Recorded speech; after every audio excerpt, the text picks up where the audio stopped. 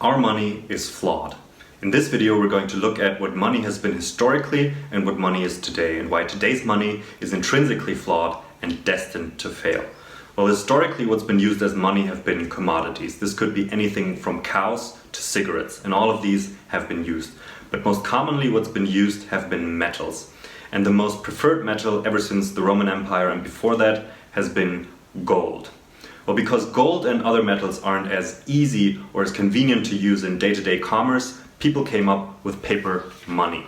But that paper money was just a representation of the actual commodity that was somewhere stored in a vault.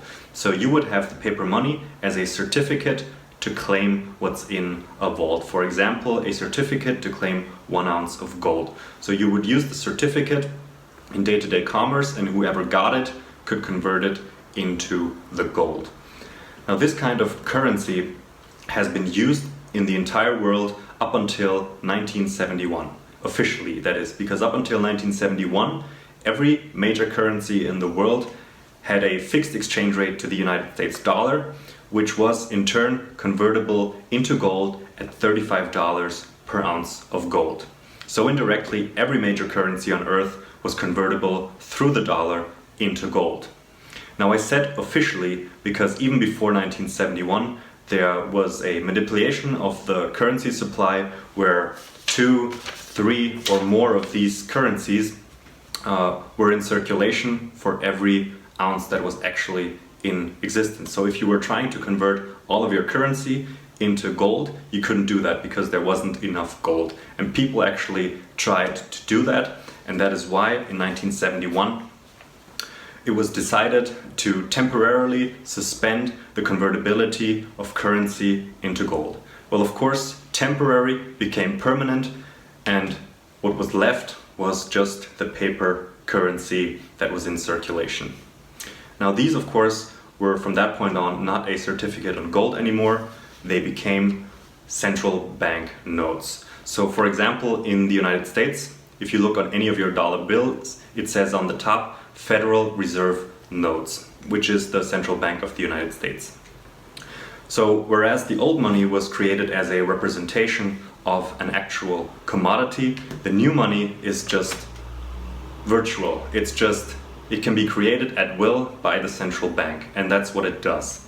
But it doesn't just hand out this newly created money to anyone. What it does, it gives loans. It gives loans to banks in the first place, and those banks then give loans to governments, businesses, and people.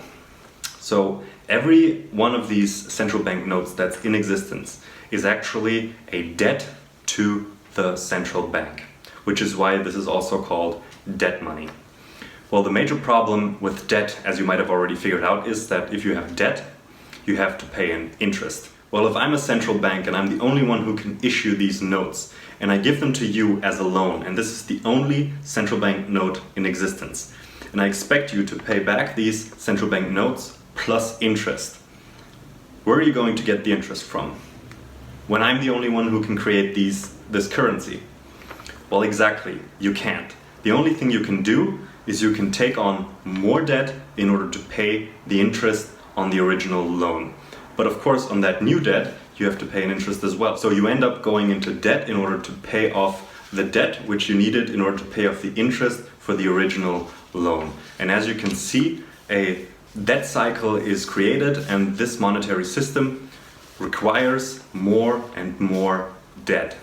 And this is the major reason why especially governments go into more and more debt. So there is virtually no country in the world that significantly paid off its debt. Just look at your own country and I'm sure it'll be in a similar situation. Well, there is another problem that comes with ever-increasing debt, and that is the more and more debt is taken on from the central bank, the more and more of these central bank notes come into existence. That means the currency that's in circulation becomes more and more and more. This is an effect called inflation, and inflation generally leads to higher prices. That means not only is there an ever-increasing amount of debt, there is also an ever-increasing price level.